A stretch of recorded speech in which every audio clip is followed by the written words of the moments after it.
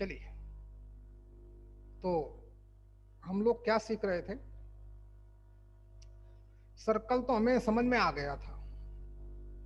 चलो एक छोटी सी बात और। चलो मान लेते हैं ये हमारा एक कोई पॉइंट है Z1 कॉम्प्लेक्स नंबर, ये कोई पॉइंट है Z2 कॉम्प्लेक्स नंबर। अब बोलता है एक पॉइंट का लोकस बताओ, एक पॉइंट का लोकस बताओ, एक पॉइंट मूव कर रहा है, ठीक? ऐसे नहीं मूव करेगा, जिसकी इन दोनों पॉइंट से डिस्टेंस सेम हो।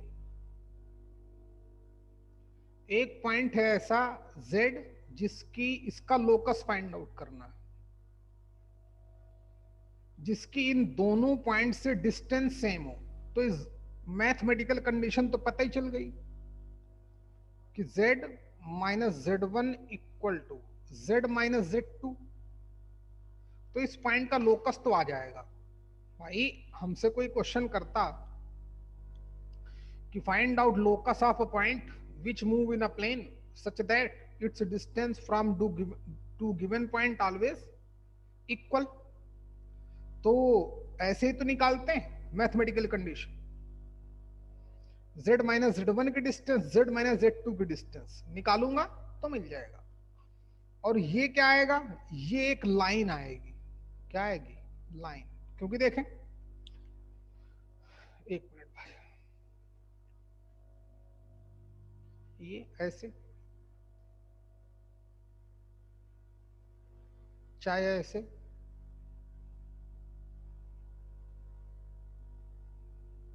ये पॉइंट ऐसे मूव करेगा,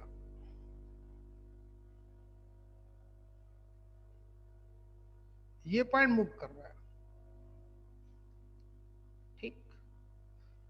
अगर पॉइंट इस यहां पर होगा, ध्यान देना भाई, इस पॉइंट का लोकस लाइन आएगा। मैं दूसरे तरीके से भी प्रूव करूंगा, ऐसे भी प्रूव किए देता हूं।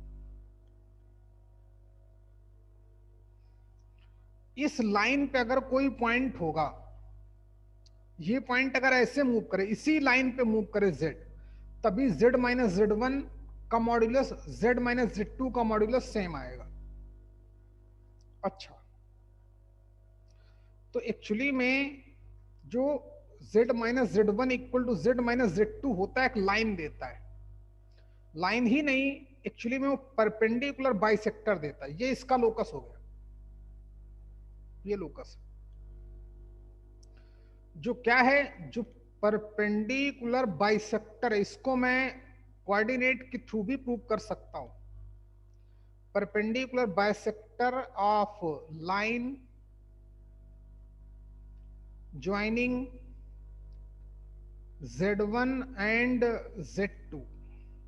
अच्छा, अब चलो तुमको मैं प्रूव भी करके दिखाई देता हूं।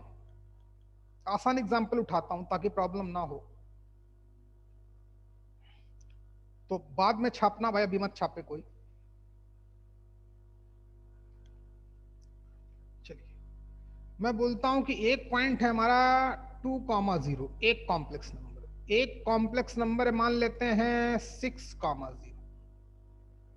अब उस पॉइंट का लोकस फाइंड आउट करना है जिसकी इन दोनों पॉइंट से डिस्टेंस सेम हो, वही तुम्हारा Z हो जाएगा। अब लोकस निकालने के लिए मैंने कोऑर्डिनेट में क्या इन्फॉर्म किया था कि उस पॉइंट के अल्फा बीटा मान लेना, अल्फा बीटा रिलेशन निकालना, अल्फा की जगह x, बीटा की जगह y लिख देना। ध्यान देना किस किस मैथमेटिकल कंडीशन को पॉइंट सॉल्व कर रहा है, सॉरी, कि C A equal to C B. C A square कर दो ताकि रूट हट जाए, तो अल्फा माइनस 2 का whole square plus beta square equal to right side alpha minus 6 का whole square plus beta square. Beta square से बीटा स्क्वायर अपने आप चला गया, इसमें a माइनस बी का होल स्क्वायर लगाओ, तो अल्फा स्क्वायर प्लस 4 माइनस का 4 अल्फा, a माइनस बी का whole square equal to right side a square plus B square minus 2ab, 12 alpha. Alpha square से अल्फा स्क्वायर गया, उधर ले जाओ, 12 अल्फा को इधर ले आओ, तो 12 माइनस 4, 8 अल्फा बचा। इक्वल टू 36 माइनस 4 32 मिला। और तो अल्फा की वैल्यू कितनी आ गई 4। अल्फा की जगह x लिखूंगा तो x इक्वल टू 4। इस पॉइंट का लोकस x इक्वल टू 4 आया, जो है क्या, जो इन दोनों पॉइंट A और B, x इक्वल टू 4 का ग्राफ तो ऐसे ही बनेगा ना भाई। इन दोनों पॉइंट को मिलाने वाली लाइन पे परपेंडिकुलर है और उसको बाइसेक्ट भी करता है, तो perpendicular bisector of line joining Z1 and Z2। चलिए तो बेटा नोट कर लो, नोट कर लो। ये रहा कि mod of Z minus Z1 equal to mod of Z minus Z2, then locus of a Z, then locus of a Z is a line, is a line मत लिखो, is a perpendicular bisector, is a perpendicular bisector of line joining Z1 and Z2।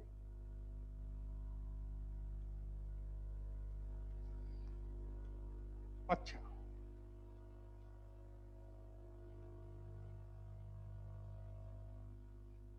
कर लिया भाई सभी ने? यानी कि mod of Z minus Z1 equal to mod of Z minus Z2 लिखा है, तो Z क्या रिप्रेजेंट करेगा, परपेंडिकुलर बाइसेक्टर रिप्रेजेंट करेगा joining the point Z1 and Z2।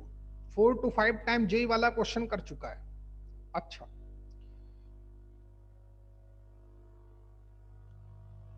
चलिए आगे देखते हैं कि अच्छा, तो हमें पता चला mod of Z minus Z1 equal to mod of Z minus Z2, या इसी को हम इस तरीके से भी लिख सकते हैं कि mod of Z minus Z1 upon mod of Z minus Z2 equal to 1, या फिर इसी को ऐसे भी लिख सकता है कि अब आपको पता होगा कि Z1 अपान Z2 का जो मॉड्यूलस होता है वो mod of Z1 upon mod of Z2 होता है, पता होगा। बहुत आसान है, Z1 इंटू Z2 का जो मॉड्यूलस होता है वो modulus of Z1 into modulus of Z2 होता है। प्रूफ भी इजिली कर दूंगा। तो mod of this by this लिखा है, तो पूरे का मॉड्यूलस भी लिखा जा सकता है mod of Z minus Z1 upon mod of Z minus Z2 equal to 1। ये ऑलवेज क्या देगा, बात तो वही लिखी है, प्रतीक इतना लेट क्यों आ रहे, बात तो वही लिखी है ना। तो ये भी ऑलवेज क्या देगा, ये भी यहां से जो Z होगा, then Z is perpendicular bisector of line joining Z1 and Z2। याद रखना, शायद बात समझ में आ गई होगी। इसमें greater or equal to 1, lesser or equal to 1, कभी ग्रेटर आर कभी लेसर आर करेगा तो उसको मैनेज कर लेंगे। अच्छा, तो ये भी बात समझ में आ गई होगी। ओके,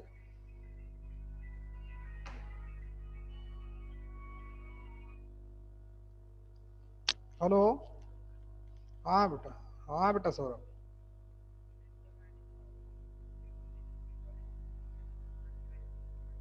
अच्छा ठीक है बेटा। हाँ, मैं हो गया ऑलमोस्ट, तुम्हारा बात करता हूँ उससे मैं आज है। Okay bye.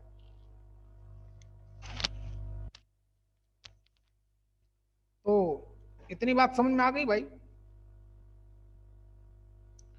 कि mod of Z minus Z1 upon mod of Z minus Z2 equal to 1 होता है।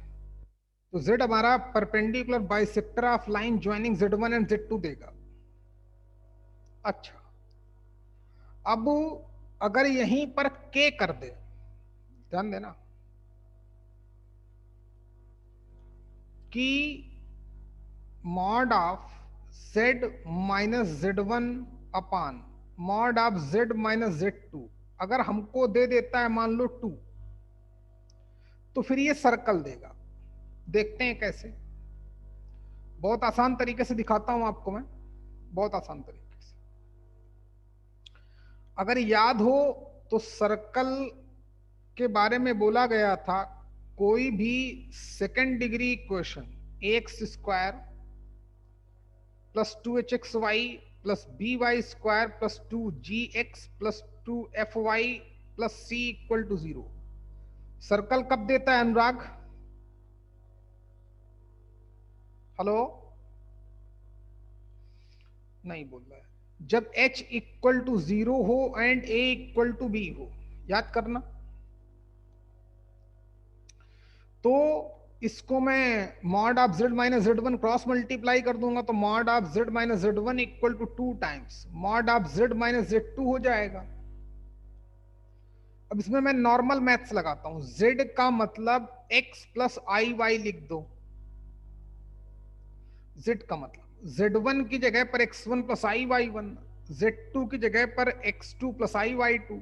चलिए देखें, तो लेफ्ट साइड हमारा क्या हो जाएगा? Under root of x minus x1 का होल स्क्वायर। जब आप वैल्यू डालेंगे तो यही मिल जाएगा, किसी कॉम्प्लेक्स नंबर का मॉड्यूलस रियल पार्ट का whole square plus imaginary part का होल स्क्वायर का रूट इक्वल टू 2 टाइम्स। जब आप z की जगह ये डालेंगे, z1 की जगह x1 plus i Y one लिखेंगे, z2 की जगह पर x2 plus i y two लिखेंगे, रियल इमेजिनरी पार्ट में रिड्यूस करेंगे, तो कुछ इसी तरीके से उसका कुछ का एग्जैक्टली यही आएगा। x माइनस x2 का whole square plus y minus y2 का होल स्क्वायर में रिड्यूस हो गया। स्क्वायर किया बोथ साइड का, जैसे स्क्वायर किया तो ध्यान देना रूट हट गया, तो हमारे पास मिला x माइनस x1 का होल स्क्वायर प्लस, कोई करेगा नहीं सिर्फ देख लो, y माइनस y1 का whole square equal to 4 times x minus x2 का whole square plus y minus y2 का होल स्क्वायर। जैसे ही हम सॉल्व करेंगे तो उसमें x स्क्वायर वाला टर्म आएगा, y स्क्वायर वाला टर्म आएगा, h वाला टर्म 0 होगा। x स्क्वायर और y स्क्वायर का मल्टीपल कितना होगा? सेम होगा, क्योंकि x1 y1 x2 y2 तो न्यूमेरिकल वैल्यू होंगी। चलो एक को दिखाई देता हूं, ध्यान दें। तो ये x square plus x1 square minus का ट्वाइस x1 आएगा, प्लस इस पूरा लिखा देता हूं, y square plus y1 square minus का 2y y1 आएगा। राइट साइड देखें, 4 टाइम्स मल्टीप्लाई कर दिया, x square plus 4 times x2 square minus का 8 times x2 plus 4 times y square plus 4 times y2 square minus का 8 टाइम्स y2। x स्क्वायर उधर गया तो 3x स्क्वायर बचा, y स्क्वायर उधर गया तो 3y स्क्वायर बचा।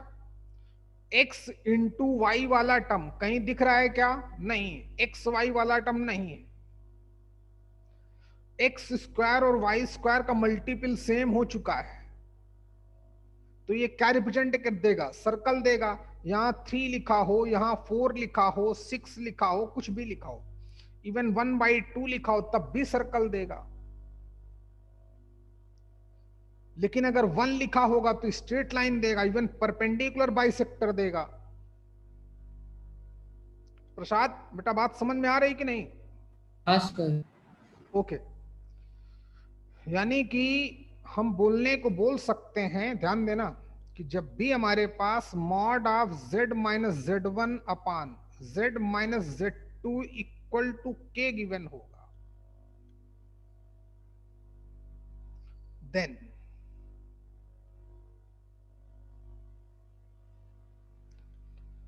z represent a circle. कब? Condition if k not equal to 1, k की वैल्यू अगर 1 ना होगी तो यहां से जो z का लोकस आएगा वो सर्कल देगा। बात ऑब्वियस। और अगर यहां पर k की वैल्यू 1 आ गई तो फिर z क्या देगा? z रिप्रेजेंट क्या? Perpendicular bisector of line. ये बात नोट कर लो, ज्वाइनिंग Z1 एंड Z2। शायद आप लोग समझ गए होंगे भाई, प्रूफ भी करके बताया। ये देखिए 1 होगा तो 1 तो ऑलरेडी डिस्कस कर चुके हैं, वहीं से तो आज का टॉपिक शुरू हुआ था कि एक कोई पॉइंट ऐसा मूव कर रहा है जिसकी दो गिवन कॉम्प्लेक्स नंबर से डिस्टेंस सेम है, तो z मान लिया। तो मैथमेटिकल कंडीशन तो ये हो गई। जब मैं ऐसा छोटा एग्जाम्पल दिखाया, एक कॉम्प्लेक्स नंबर 2,0 ले ली, एक कॉम्प्लेक्स नंबर 6,0 ले ली, सी पॉइंट का लोकस पते करना गया, सी ए सी बी बराबर हो उस भी आप पे, तो मैंने देखा कि x इक्वल टू 4 आया, जो एक लाइन है, लीनियर इक्वेशन है तो लाइन है। और जो इन दोनों पॉइंट को मिलाने वाली लाइन पे परपेंडिकुलर है और उनके मिड पॉइंट से पास आउट होती है, तो mod of z minus z1 equal to mod of z minus z2 लिखा है, तो z क्या देगा? Perpendicular bisector. इसमें थोड़ी और मैथ्स इन्वॉल्व की कि अगर mod of z minus z1 equal to mod of z minus z2 लिखा है तो इंटू 1 करके इसको इधर ले आ सकते हैं। मॉड्यूलस का रूल है कि mod of z1 upon z2 लिखा है तो उनके अलग अलग मॉड्यूलस का रेशियो सेम आता है, बराबर होता है उसके। उसी बिहाफ पे पूरे का मॉड्यूलस ले लिया, 1 हो गया, तो बोला कि mod of z minus z1 equal to mod of z minus z2 equal to अगर 1 लिखा होगा तो z यहां पर परपेंडिकुलर बाइसेक्टर ही देगा। अगर mod of z minus z1 equal to mod of z minus z2 लिखा है तो ये बात ये बात ये बात, तीन की तीनों बातें एक ही हैं। अच्छा, तो हमने सोचा कि अगर यहां 1 ना हो और कुछ हो, निगेटिव तो हो नहीं सकता क्योंकि मॉड्यूलस है, दोनों ही पॉजिटिव होंगे, न्यूमरेटर भी डिनोमिनेटर भी, तो निगेटिव तो हो नहीं सकता। तो मैंने 1 की जगह पर और कुछ डाला, 1 की जगह पर यहां पे मैंने 2 पुटअप किया, यहां पे ये इस रिलेशन। जैसे 2 पुटअप किया, मैथ्स लगाई, तो देखा कि वो तो एक सर्कल का बिहेवियर दे रहा है कि वो एक सेकेंड डिग्री इक्वेशन है जिसमें एक्स वाई का टर्म अब्सेंट है, एक्स स्क्वायर और वाई स्क्वायर का मल्टीपल सेम है, तो वो सर्कल देता है। तो कंफर्म हो गई बात कि mod of z minus z1 upon z minus z2 equal to, अगर 1 नहीं लिखा है तो फिर z का लोकस एक सर्कल आएगा, अगर 1 लिखा है तो परपेंडिकुलर बाइसेक्टर आएगा। इतनी बात समझ गए क्या सभी लोग? ये मैंने एक कॉन्सेप्ट बना के लिख लिया अपना। जल्दी करो बेटे। अनुराग, हाँ सर। बात समझ में आ रही कि नहीं भाई? हाँ सर। चलो,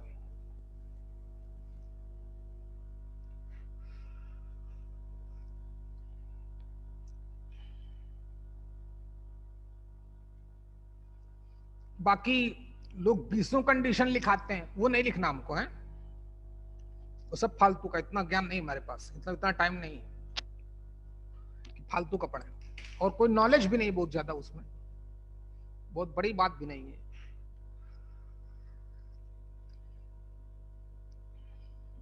दो पॉइंट और देख लो, फिर हमारा कॉम्प्लेक्स नंबर खत्म।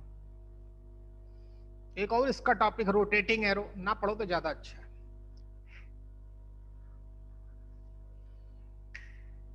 देख, या कोनी मेथड बोलते हैं, जरूरत पड़ेगी तो पढ़ा दूंगा, नहीं तो इतने में हमारे सारे क्वेश्चन हो जाते हैं जेई के। चलिए आखिरी दो कॉन्सेप्ट। एक हमने जब इलिप्स पढ़ रहे थे क्लास 11th में, तो वहां पर एक क्वेश्चन आया था, तो मैंने बताया भी होगा कि अगर दो कोई फिक्स पॉइंट और एक कोई पॉइंट मूव कर रहा है, ऐसे किस भी आप पे मूव कर रहा है, कि इस मूविंग पॉइंट की इन दोनों पॉइंट से डिस्टेंस निकालूं, पीए और पीबी, इन दोनों का सम निकालूं, तो वो ऑलवेज कांस्टेंट आए। ऑलवेज क्या है? कांस्टेंट है। और वो कांस्टेंट किसके इक्वल बोला था? 2a के, याद करना, क्लास 11 की कॉपी देखना, क्वेश्चन कराया गया होगा इलिप्स में, बात भी बताई गई होगी। इलिप्स की एक ये भी डिफिनीशन है, क्या बच्चे, कि अगर एक कोई पॉइंट P इस तरीके से मूव करे कि उसकी दो फिक्स्ड पॉइंट से जो डिस्टेंस हो उनका सम ऑलवेज कांस्टेंट चले। बात समझ पा रहे हो कि नहीं? तो फिर उस P पॉइंट का लोकस ये इलिप्टिकल शेप में ही पॉसिबल है। किसमें? Elliptical shape. पॉइंट यहां है पी ए पी बी, यहां पर पॉइंट है पी ए पी बी, यहां पर पॉइंट है P A P B, always equal आएगा। ये पॉइंट भी मूव कर रहा है, मूव करने दो। तो वो पॉइंट कहां होगा? इस इलिप्टिकल पाथ पे होता है। बताया होगा भाई प्रथमेश, याद आया कि नहीं? हेलो, है कि चला गया यार? ये बहुत दुखी किए भाई प्रथमेश। हाँ सर। हाँ, बताया था कि नहीं बताया था भाई? हाँ हाँ, एक क्वेश्चन था अपने क्लास 11th में कि कुछ था 10 गिवन थी उसकी वैल्यू, फिर वहां पर कुछ पूछा था। चलिए, तो इलिप्स हमारा उस पॉइंट का भी लोकस है जिसकी दो फिक्स पॉइंट से डिस्टेंस निकालूं, ऑलवेज कांस्टेंट आ जाए, तो उस पी पॉइंट का लोकस इलिप्स होता है। और जो वो कांस्टेंट, सॉरी, उन डिस्टेंस का जो सम आता है वो हमारा लेंथ ऑफ मेजर एक्सिस होता है। लेंथ ऑफ मेजर एक्सिस होता है। देखना अपनी कॉपी, कॉन्सेप्ट भी लिखाया होगा, आज फिर बता देता हूं क्योंकि लिप्स में रिक्वायरमेंट पड़ेगी। ऐसे ग्राफ जरूर बनाएं मेरे साथ साथ, ऐसे। अब इसमें अगर दो पॉइंट गिवन है, एस एंड एस डैश, दोनों फोकस फिक्स पॉइंट, तो ए और बी हमारे फोकस की तरह एक्ट करते थे। अब कोई पॉइंट पी मूव कर रहा है, जेड, S1 और एस और S dash, A foci Z1 and Z2। P point move करे किस भी आप पे, इसी पे उसने कॉम्प्लेक्स नंबर इन्वॉल्व कर दी कि PZ1 निकालूं, PZ2 निकालूं,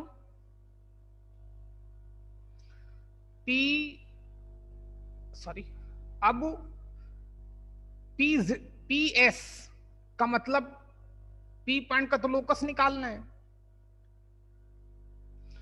अब तो इनकी PS1, PS डैश और PS का सम कांस्टेंट आए तो इस P पॉइंट के लोकस को क्या बोलेंगे? इलिप्स बोलेंगे। अब डिस्टेंस कॉम्प्लेक्स नंबर में कैसे देते हैं? उन दोनों कॉम्प्लेक्स नंबर के डिफरेंस का मॉड्यूलस। अच्छा,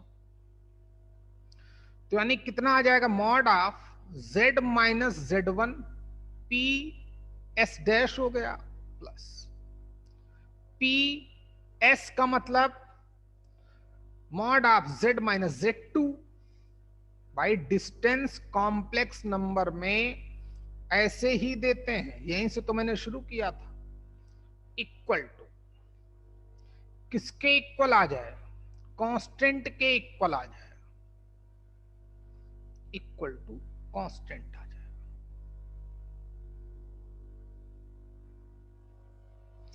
और वो जो कांस्टेंट हो, क्या नाम दे दूं? के। या लैम्डा, जो भी लिखना हो। एक्चुअली में ये हमारा 2a के बराबर आता है, सब लोग लिख लेना पूरा। 2a का मतलब लेंथ ऑफ मेजर एक्सिस। अच्छा, वो वहां बताएगा नहीं, हमको खुद समझना पड़ेगा, क्वेश्चन ठोक देगा वो। जो 2a है हमारा, ये 2a के बराबर आएगा। 2a हमारी लेंथ ऑफ मेजर एक्सिस, याद करो, इलिप्स। ये हमें तो ये तो बताएगा नहीं कि 2a लिख रहा हूं, लेकिन k जो होगा 2a, 2a का मतलब क्या बताया गया था, याद करो, a एंड a डैश के बीच की डिस्टेंस, ऐसे। तो ये हमारा a डैश होता था, ये a होता था, याद आ रहा होगा सब कुछ। इनके बीच की डिस्टेंस यही तो 2a होती है। इसके कोऑर्डिनेट a,0 लिए गए थे, इसके कोऑर्डिनेट -a,0 लिए गए थे। तो a डैश को ही तो लेंथ ऑफ मेजर एक्सिस बोलते थे, तो 2a। अब जो 2a है हमारा, वो इन दोनों से ग्रेटर है कि नहीं, यही पहचानने का तरीका होगा। एंड k जो होना चाहिए वो किससे ग्रेटर होना चाहिए, mod of z2 minus z1 से। क्योंकि z2 माइनस z1 तो 2a ही आ जाएगा, ये बहुत छोटा है ss डैश, ये जबकि बहुत बड़ा है।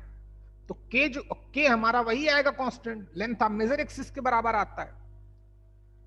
समझ भाई, कहीं भी आप इसको रियलाइज कर सकते हो कि दो फिक्स पॉइंट करना, और आप किसी जगह पे जाना है ना, इसकी किसी पॉइंट पे खड़े हो जाना, इससे और इसकी डिस्टेंस का जो सम हो वो कांस्टेंट आए, इसी रेशियो में आप चलते रहना। इससे डिस्टेंस निकालना, इससे डिस्टेंस निकालना, यहां पे खड़े हो इससे डिस्टेंस निकालना, आप मूव करते रहना। जब मूव करोगे तो एक इलेक्ट्रिकल पाथ मिल जाएगा, आप एक इलेक्ट्रिकल पाथ में मूव करोगे, और जो इनका सम आएगा वो इन दोनों पॉइंट के बीच की डिस्टेंस होगी। ये प्रैक्टिकल रिजल्ट है, आप खुद कर सकते हो। वो इलेक्ट्रिकल शेप में ही आप मूव करोगे। कोई कभी भी दो पॉइंट आप मान लेना, कहीं पे भी, कहीं पे आप खड़े हो जाना, फिर जो इन दोनों पॉइंट से डिस्टेंस का सम हो आपका, उसको नोट कर लेना। मान लो 5 मीटर हो गया, फिर आप जिस पॉइंट पे भी जाना, उस पॉइंट से भी इन दोनों का सम, वो भी 5 मीटर हो, फिर जाना, फिर 5 मीटर हो, फिर जाना, फिर 5 मीटर हो, तो समझ जाना एक इलेक्ट्रिकल शेप मिल जाएगा आपको, ऑलवेज इलेक्ट्रिकल शेप मिलेगा। तो ये बहुत बड़ा कॉन्सेप्ट है, शायद आप समझ गए होंगे। ये हमारा प्रैक्टिकल रिजल्ट है। जैसे पाइथागोरस थ्योरम, कोई भी राइट एंगल ट्रायंगल है, तो वैसे ही आप इसको भी देख सकते हैं। नोट करो बच्चे, ग्राफ जरूर बनाएं कि mod of z minus z1 plus mod of z minus z2 equal to constant, और जो कांस्टेंट हो वो दोनों कॉम्प्लेक्स नंबर के बीच की डिस्टेंस से ग्रेटर हो, और ऑब्वियस ग्रेटर ही होगा क्योंकि वो हमारा 2a के बराबर आएगा, लेंथ ऑफ मेजर एक्सिस के इक्वल आएगा। तो 2a तो ss डैश से बड़ा है ना भाई। Mod of z2 minus z1 क्या रिप्रेजेंट करता है, डिस्टेंस बिटवीन फोकाई। अच्छा, देन तब कंफर्म हो जाना, इफ लिखो बेटा z satisfy mod of z minus z1 plus mod of z minus z2 equal to constant equal to k या इक्वल टू 2a, यानी कि length of major axis, and k greater than mod of z2 minus z1, then z represent an ellipse and k represent length of measure axis and z1 and z2 represent foci of ellipse. इतनी बातें confirm होनी चाहिए। हो गया बेटा? चलिए, अच्छी बात है।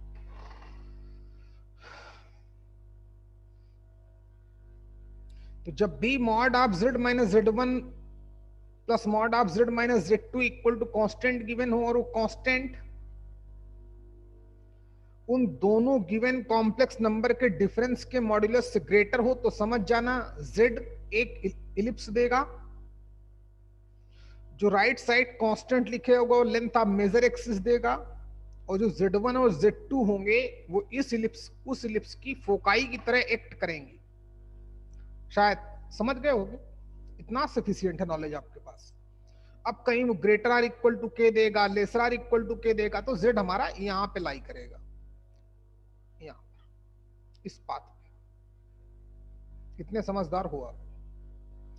कभी ग्रेटर आर इक्वल टू के दे देगा तो समझ जाना उसके आउटर में है, लेसर आर तो समझ जाना इतने समझदार हुआ। आगे बढ़े, चलिए आखिरी बात, हाइपरबोला।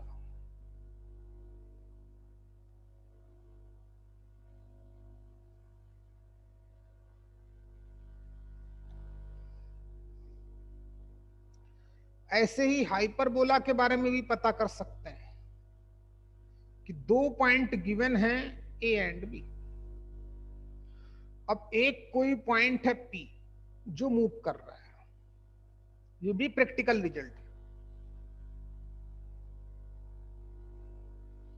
ये कोई पॉइंट मूव कर रहा है, इधर कहीं पॉइंट मूव कर रहा है, ठीक, इधर तो होगा ही नहीं। अच्छा, कि मैं पी ए निकालूं, सॉरी मैं पी ए निकालूं, पी बी निकालूं, इन दोनों का जो डिफरेंस हो वो कांस्टेंट आ जाए,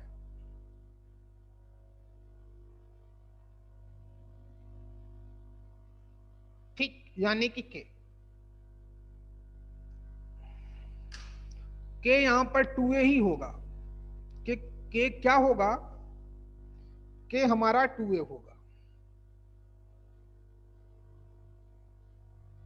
2a का मतलब लेंथ ऑफ ट्रांसवर्स एक्सिस, अगर याद हो तो।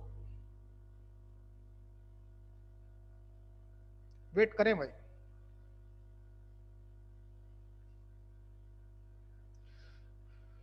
तो फिर इस पॉइंट का लोकस क्या देगा? ऑलवेज एक हाइपरबोला देगा, ध्यान देना।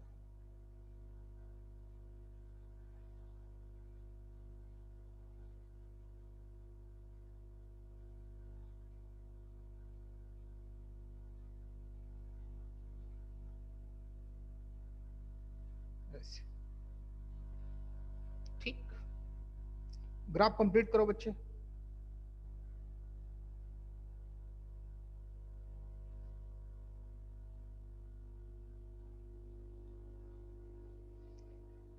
ये ए एंड ए डैश याद करिए, ए एंड ए डैश, इन ये ट्रांसवर्स एक्सिस की लेंथ होती थी। तो इस बार ए डैश हमारा क्या है, ए बी से कम है कि नहीं, या एस और एस डैश नाम दे दो, चलो बाद में दे देंगे। पी एंड पी बी अगर कांस्टेंट आएगा, P A minus P B, sorry, ठीक, और वो जो कांस्टेंट लेंथ हो वो इस बार लेस देन ए बी हो। कांस्टेंट लेंथ हमारी क्या डिनोट करेगी, ए डैश, इसी को तो 2a बोलता था, ए डैश के बीच की डिस्टेंस को कोऑर्डिनेट, जिसको हम लोग लेंथ ऑफ ट्रांसवर्स एक्सिस बोलते थे, के लेस देन ए बी होगा, तो पी पॉइंट का लोकस क्या होगा हमारा, एक हाइपरबोला होगा। अब इसी को हमें कॉम्प्लेक्स नंबर के फॉर्म में लिखना है, तो अच्छे से लिख देते हैं भाई, है? बहुत छोटा बना देते हैं ये।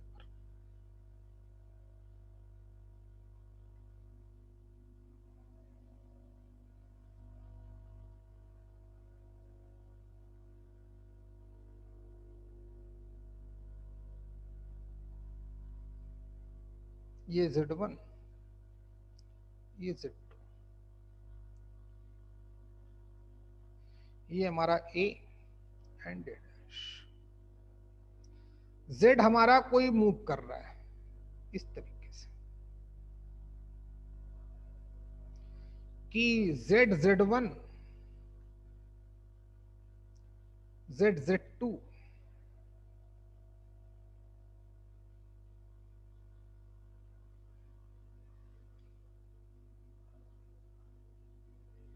अच्छा Z मूव कर रहा है, कांस्टेंट है, यानी कि if mod of Z minus Z1 minus mod of Z minus Z2 equal to constant आया, और कांस्टेंट कितना आएगा अपने अकॉर्डिंग, वो 2a आएगा। और जो कांस्टेंट होगा वो क्या होना चाहिए इस बार, लेस देन होना चाहिए mod of Z2 minus Z1 से। इन दोनों ये तो Z1 हमारा फोकस की तरह एक्ट करेगा, S एंड S डैश की तरह, शायद कर लिया होगा। अच्छा लिखो बेटा, ये ग्राफ बना लेना। If modulus of Z minus, graph जरूर बनाएं उसके बाद, if mod of Z minus Z1 minus mod of Z minus Z2 equal to K less than mod of Z2 minus Z, इस बार Z2 माइनस Z1 ज्यादा आएगा 2a से, दिख रहा है कि नहीं बच्चे, दिख रहा है। Then Z represent a hyperbola, then Z represent a hyperbola. हाँ, and K stand for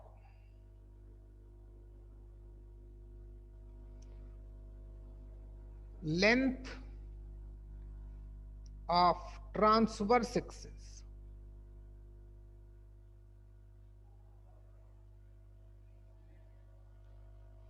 and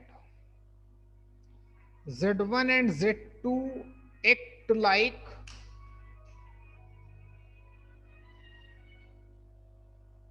hello, चलो धन्यवाद भाई, मैं क्लास ले रहा हूँ जरा, इसके क्लास के बाद तुरंत फोन करता हूँ आपको, है?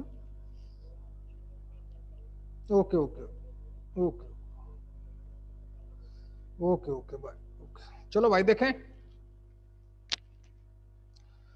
Z1 and Z2 act like foci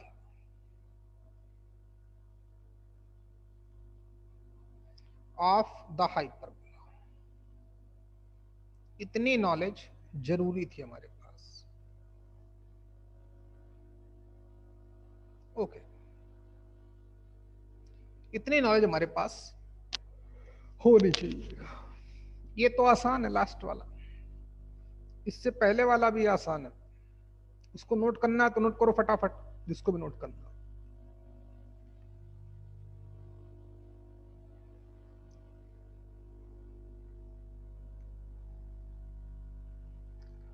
ये भी आसान है, एक्सप्लेन किया गया,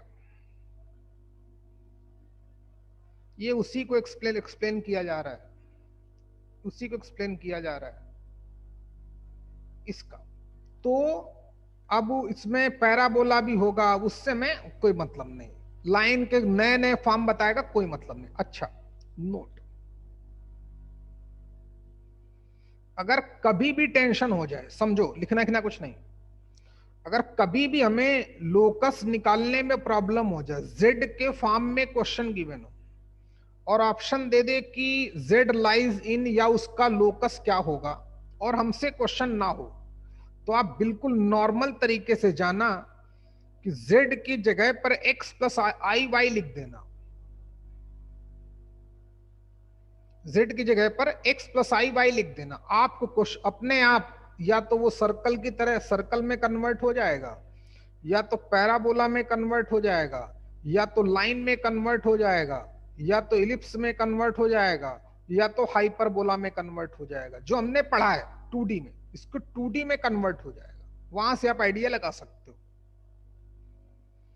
लेकिन अगर ये चीजें, छोटी छोटी चीजें हमको पता रहेंगी तो हमारा टाइम बहुत जल्दी बच जाएगा। तो मान लो हम किसको किसको पहचान सकते हैं, लाइन को कुछ हद तक पहचान सकते हैं, लाइन को पहचान जाएंगे, परपेंडिकुलर बाइसेक्टर को, सर्कल को बहुत अच्छे से पहचान जाएंगे, इलिप्स को बहुत बेहतरीन तरीके से समझ जाएंगे, हाइपरबोला को इसको भी समझ जाएंगे। इतनी ज्योमेट्री आपको बताएगी। पैराबोला कोई मतलब नहीं, लाइन के जाने कितने फॉर्म है उसको, उस पर भी कोई मतलब नहीं है, आर्ग्यूमेंट के फॉर्म में देगा उस पर भी कोई मतलब नहीं। हम सिर्फ नॉर्मल मैथ चलाएंगे, ज्यादा रटना हमको नहीं है। चलिए देखते हैं। चलो भाई निकालो बुकलेट, टॉपिक खत्म। जरूरत पड़ेगी रिवाइज कराता रहूंगा क्योंकि ये वीक हमारा खराब हो गया। तुम यार प्रथमेश कोई विश न किया करो भाई। तुमने बोला तुमको छुट्टी चाहिए, बता रहा हूं ये मार्च की बात है ना, तो पूरा हिंदुस्तान छुट्टी पे चला गया। प्रथमेश ही तो बोल रहा था सर मुझको 10-12 दिन के लिए जाना है कहीं, ऊटी कहाँ जाना था इसको, कहीं जाने को बोल रहा था। ऐसा इसने विश किया कि पूरा हिंदुस्तान ही छुट्टी पे चल रहा है भाई। और अभी इसने कुछ दिन पहले बोला कि सर मुझे 2-3 दिन की छुट्टी चाहिए, मुझे रिवीजन करना है फिजिक्स का। तो फिर पूरा अपना त्रिपाठी क्लासेस ही छुट्टी पे चला गया। इतनी बारिश आई, सब डिस्टर्ब ही रहा। इसलिए भैया तुम ऊपर वाले के सच्चे आदमी हो, तुम विश थोड़ा कमजोर किया मत मांगा करो भाई। विश तुम अपनी है, जो मानते हो वही होता है। चल मजाक कर रहा था भाई। है नहीं है प्रथमेश, क्या? नहीं है। हाँ बदमाश है, जानते हो, बदतमीज है नंबर 1 को। जो बोलता है वही होता है। इसकी देखना है जुबान में काला तिल तो नहीं इसके भाई, चेक करना पड़ेगा इसके। जो सोचता है वही होता है। चलो भाई, तो कहां तक कर लिए थे हम लोग? आया आया पगलवा, देख रहे हो ना? है कहां प्रथमेश, कहां से घूम के आ गए भाई प्रथमेश? हाँ सर, कहां चले गए थे? वो फोन आया था इससे डिस्कनेक्ट हो गया। चल भैया तो दुखी किए सबको यार। चल भाई देख, तो शुरू हो जाए। Page number 55। सब लोग बुक लेके आए? सारे तो नहीं क्योंकि टाइम नहीं है। तो जो डिफिकल्ट क्वेश्चन लिख रहे हैं तो सभी डिफिकल्ट आपके लिए, क्योंकि आप पहली बार पढ़ रहे हो शायद। लेकिन जैसे हम 15-20 क्वेश्चन कर लेंगे, हमारा पूरा कॉन्फिडेंस क्लियर हो जाएगा कि हाँ इससे ऊपर औकात नहीं इसकी जाने की।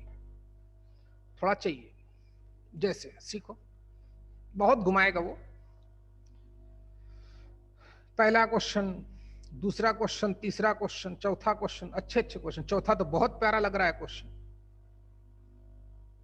चौथा बहुत अच्छा क्वेश्चन लग रहा है। ऐसे ही 18वां क्वेश्चन बहुत जबरदस्त लग रहा है। 11वां क्वेश्चन बहुत बेहतरीन लग रहा है। सब पढ़ा चुका हूं भाई, चलिए टेंशन मत लें। तो जेईआर चिप्स निकालें अपना। जेई मेंस के 2002 में 3 क्वेश्चन आए, चलिए देखते हैं। तो क्वेश्चन नंबर 1 अपनी बुकलेट का 2002 का क्वेश्चन है। एक नॉर्मल क्वेश्चन है और लेकिन अच्छा कॉन्सेप्चुअल क्वेश्चन। नहीं पता तो आप क्वेश्चन नहीं कर पाओगे, नॉलेज है तो कर लोगे। अच्छा देखें कैसे। पेज नंबर 55 अपनी बुकलेट का क्वेश्चन नंबर 1 देखें। बोलता है इफ जेड एंड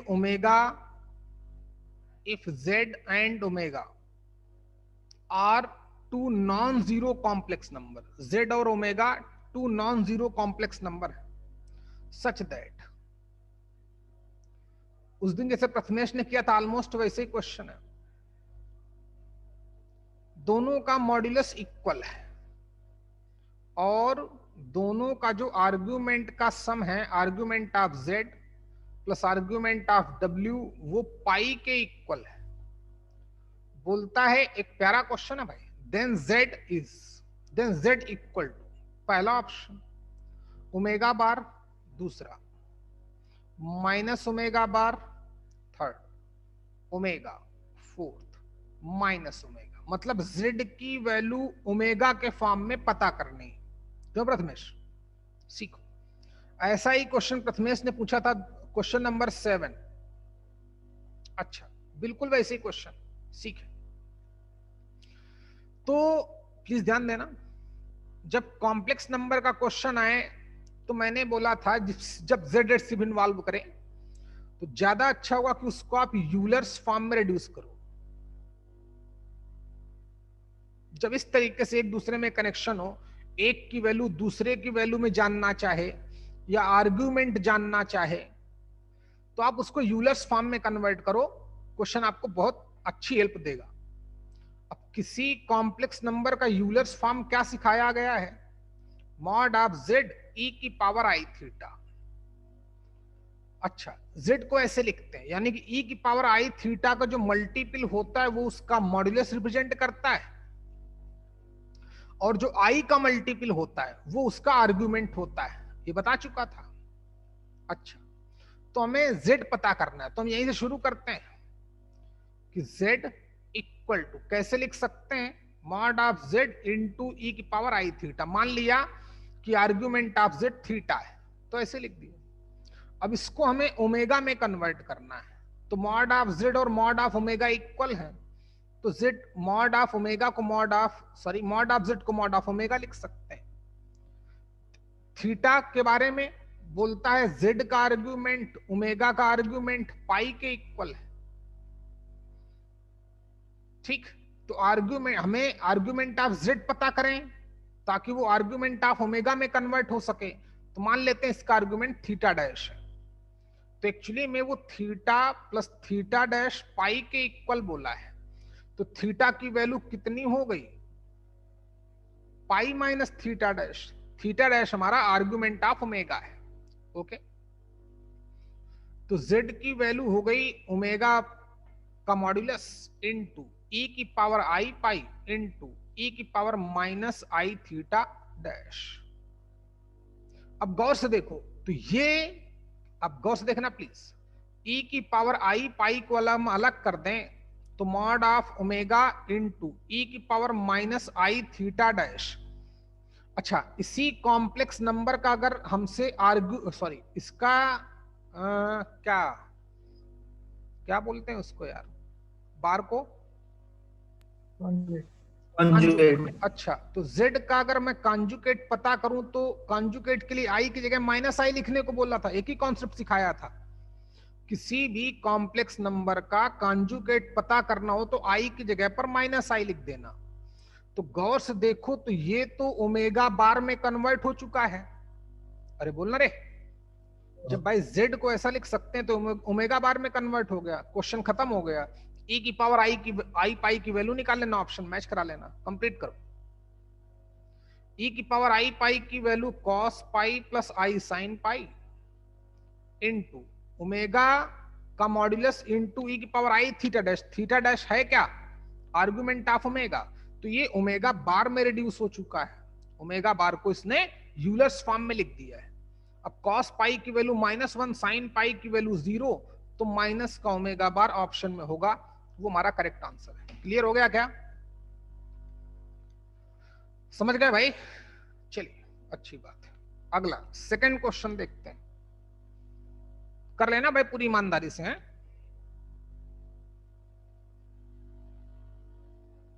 ओके,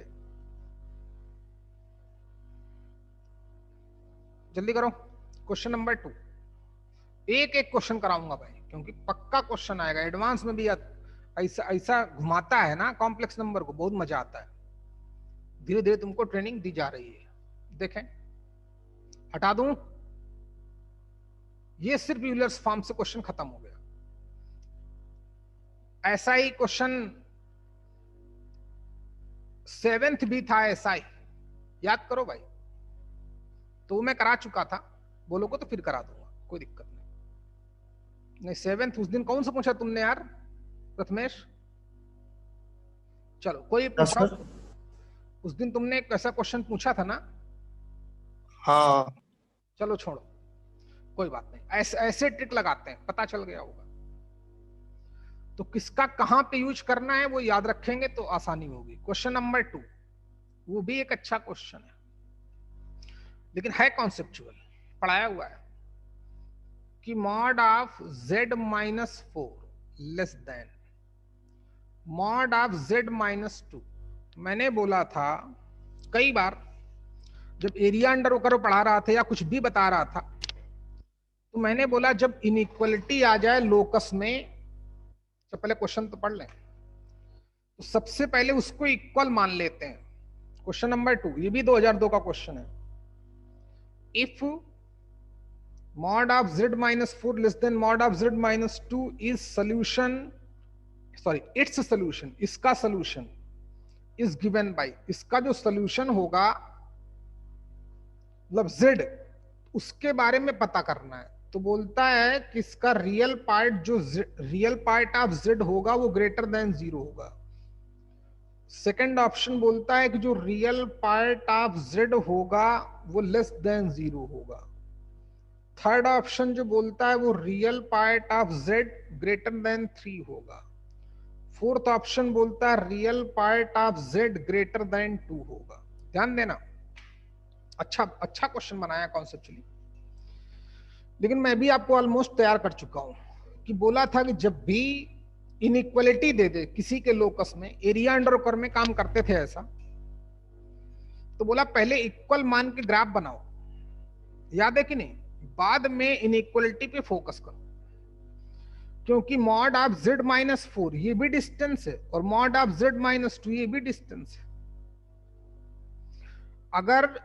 अगर ये इक्वल हो जाएंगे, अगर ये इक्वल हो जाएंगे तो कॉन्सेप्ट समझ में आया क्या, कि mod of z minus z1 equal to mod of z minus z2 लिखा है, तो z क्या देता है, याद कर भाई, अभी पढ़ाया, z क्या देता है, परपेंडिकुलर बाइसेक्टर देता है, और z के रियल पार्ट के बारे में जानना चाहता है। तो गौर से देखें, एक कॉम्प्लेक्स नंबर कौन है, 4, z माइनस z1, एक कॉम्प्लेक्स नंबर क्या है, 2, तो मतलब एक हो गई कॉम्प्लेक्स नंबर 2, 0,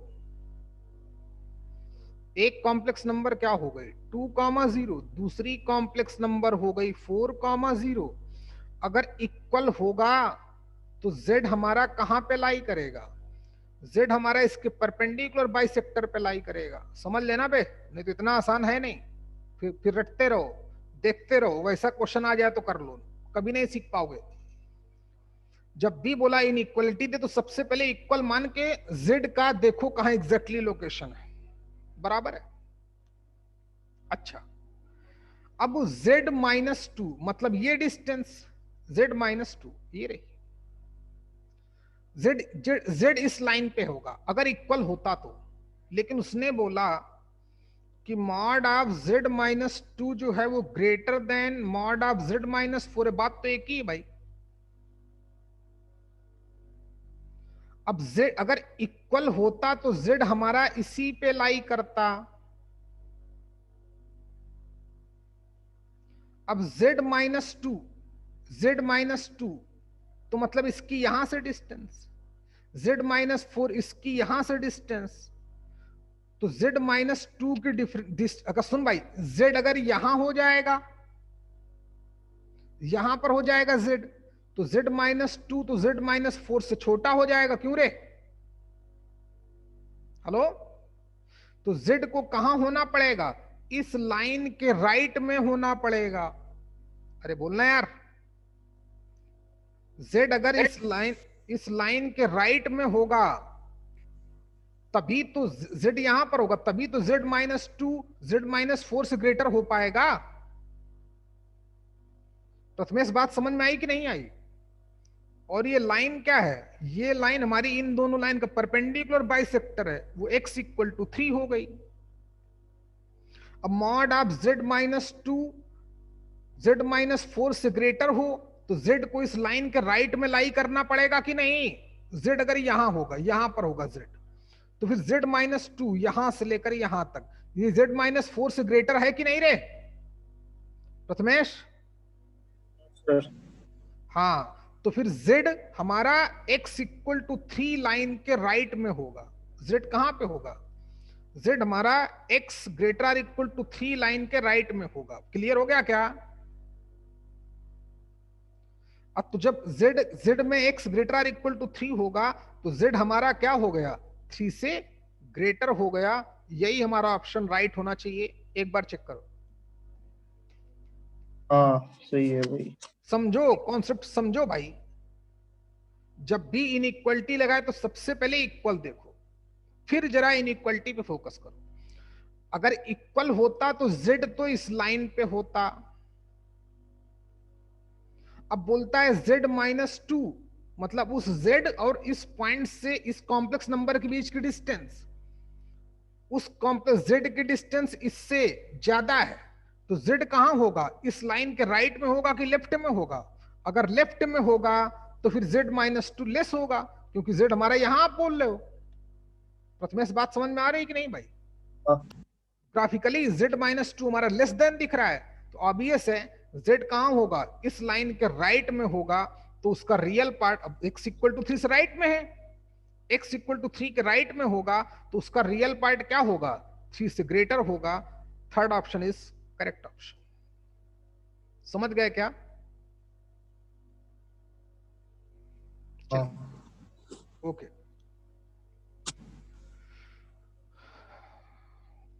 बराबर। अगला क्वेश्चन देखते हैं। तो मेरा एक क्वेश्चन था। पूछ ले भाई, पहले तू ही पूछ ले। लेट कॉम्प्लेक्स नंबर अल्फा इस n1 बुकलेट में है अपॉन कि नहीं ले? अल्फा। वो नहीं पता। भाई देख के बताओ, फिर जैसे ज्यादा आसानी होगी ना। हाँ फिर एक देख। तब तक तीसरा देखो भाई, है तब तक थर्ड देखिए।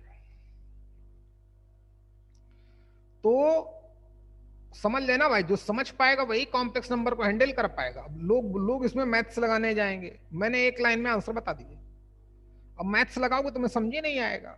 z की जगह आप x प्लस आई वाई लिखने जाओगे, फिर उसके कॉम्प्लेक्स नंबर का रियल पार्ट अलग, इमेजिनरी पार्ट अलग, उसका रूट निकालोगे, फिर उसका स्क्वायर करोगे, इनइक्वलिटी सेम रखोगे, तब भी आंसर तुमको ग्रेटर देन 3 मिल सकता है। Real part of z x greater, क्योंकि x रियल पार्ट हो गया, y इमेजिनरी मिल सकता है, लेकिन टाइम इतना लगेगा, मैथ्स इतनी लगेगी कि आप खुद समझदार हो।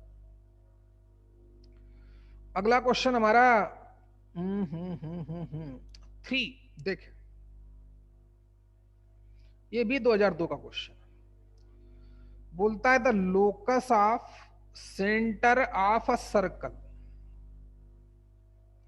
विच टचेस द सर्कल, एक सर्कल गिवन है, mod of z minus z1 equal to A, and दूसरा सर्कल गिवन है mod of z minus z2 equal to B externally.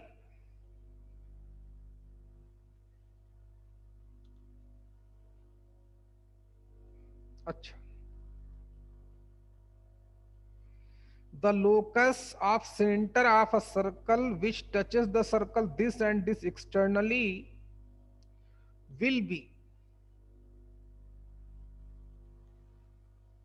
पहला ellipse first option, second hyperbola,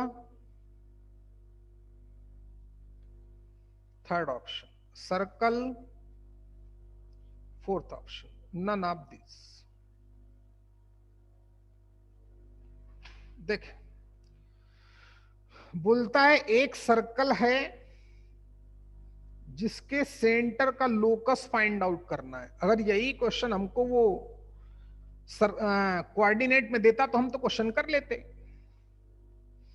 क्योंकि हमको पता है कि दो सर्कल एक दूसरे को एक्सटर्नली टच कब करते हैं। एक सर्कल ये रहा, एक सर्कल ये रहा, जो गिवन है। एक सर्कल पहले वाले को देखो, इसको, इस सर्कल का सेंटर z1 है, mod of z minus z1 equal to A क्या देता है? सर्कल देता है, उसने खुद ही बोला है, जिसकी ए रेडियस, जिसकी ए क्या है? रेडियस। पहले सर्कल के बारे में इतना पता है, दूसरे सर्कल के बारे में इसका सेंटर कितना है? z2, इसकी रेडियस कितनी है, इसकी रेडियस है b। अब बोलता है ये तो मैं दो दे रहा हूं आपको, जो हमें इतना नॉलेज हो गई। फिर बोलता है एक तीसरा सर्कल है, तीसरा नहीं इनफाइनाइट सर्कल होंगे क्योंकि लोकस पूछता है। एक जो तीसरा सर्कल है, गलती हो गई, जस्ट अ मिनट,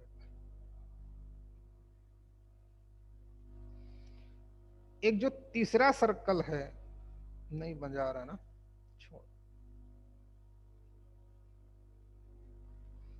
ये भी बेकार ही बेकार हो रहा है, क्या मसला क्या है, चल छोड़ ऐसे रहने दो, फिर गड़बड़ हो गया। वेट, उस सर्कल के सेंटर को, सेंटर का लोकस पता करना है जो इन दोनों सर्कल को क्या करता है, एक्सटर्नली टच करता है। यार तेरे की, चल भाई अब मैं समझ गया कैसे करना है, ये हो गया। इसको उठाया कैसे जाता है, हाँ ऐसे।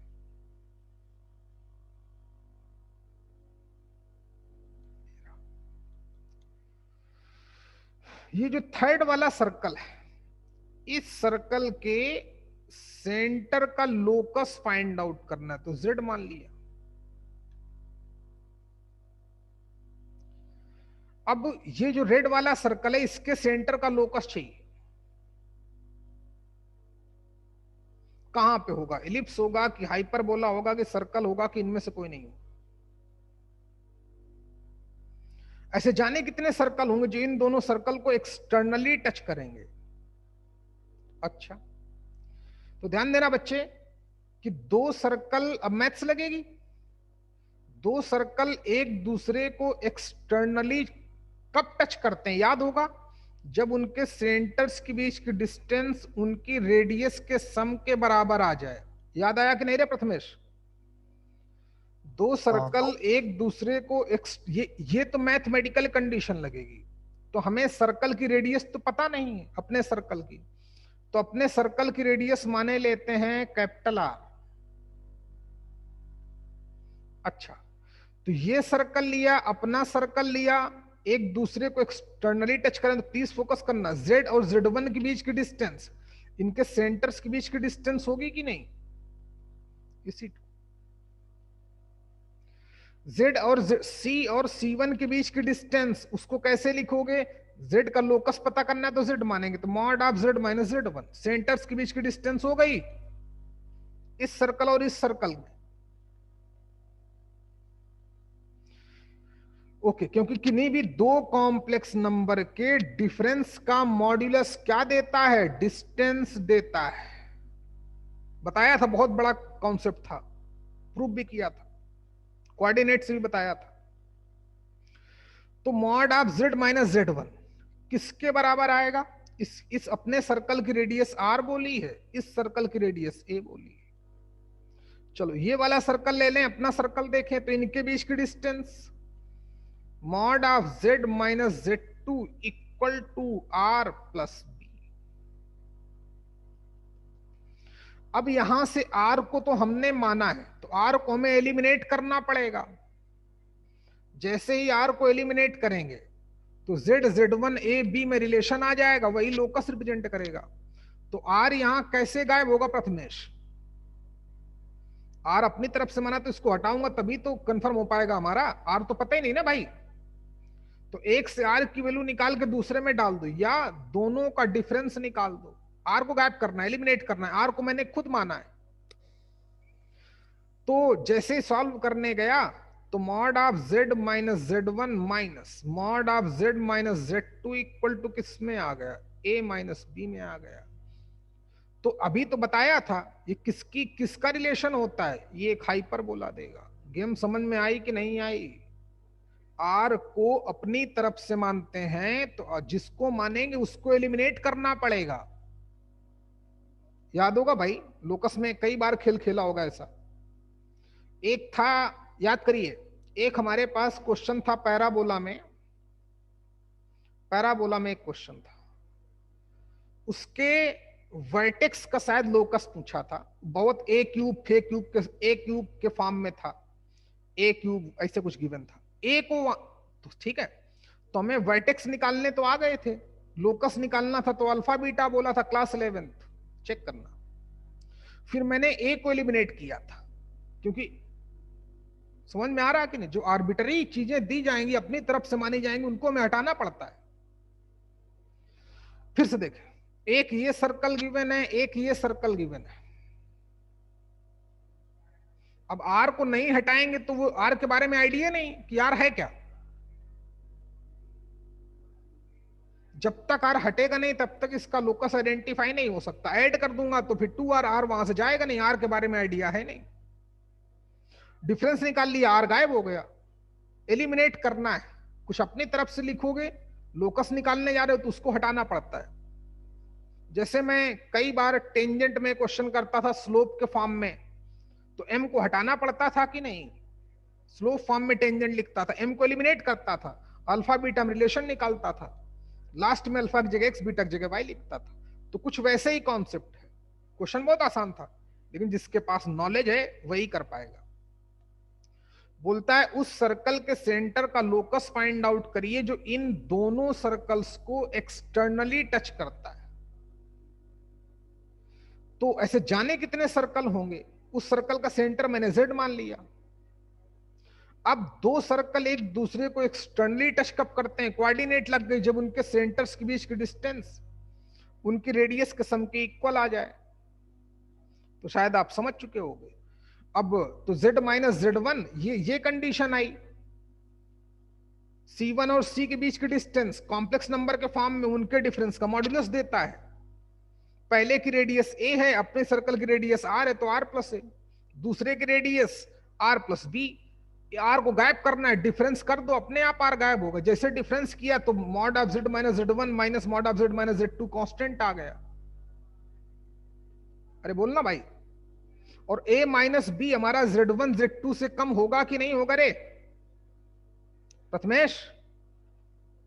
हाँ। तो ये क्या देगा, अभी सिखाया, जो कांस्टेंट हो वो क्या होना चाहिए, less than mod of z2 minus z1 होना चाहिए कि नहीं है। तो ऑब्वियस है उसका लोकस हाइपरबोला होगा। एक बार चेक जरूर कर लो बच्चे, सही है। टेक्निक समझो भाई, बात समझ पा रहे हो कि नहीं। चलो एक और क्वेश्चन बस खत्म करते हैं भाई। क्वेश्चन नंबर 4, अच्छा क्वेश्चन, 2002 के तीनों क्वेश्चन हो गए। आगे बढ़ते हैं। अब जेई 2003 में भी 3 क्वेश्चन। जैसे आप 10-12 क्वेश्चन कर लोगे ना लाइन वाइज, अपने आप कॉन्फिडेंस आपको समझ में आ जाए क्या करना है क्या नहीं करना है। तो बोलता है let z1 and z2 be two roots of z1 and z2, दो रूट्स हैं complex number z square plus a z plus b equal to 0 के। बोलता है z एक कॉम्प्लेक्स नंबर, तो इसके रूट भी कॉम्प्लेक्स होंगे, ऑब्वियस है, z कॉम्प्लेक्स नंबर।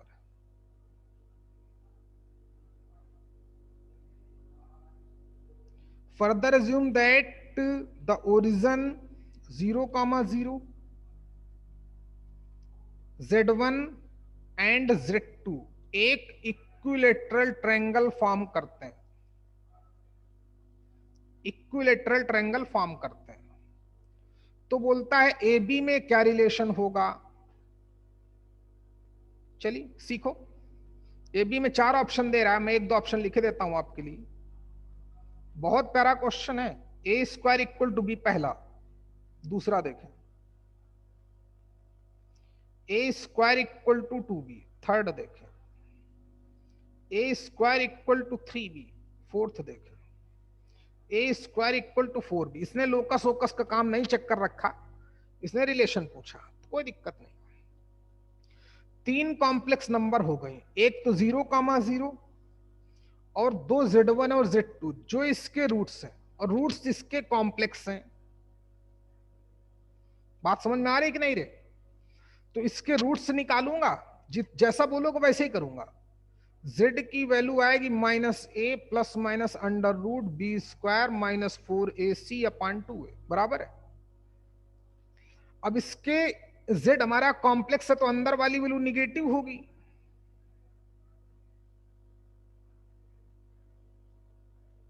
ठीक है कि नहीं?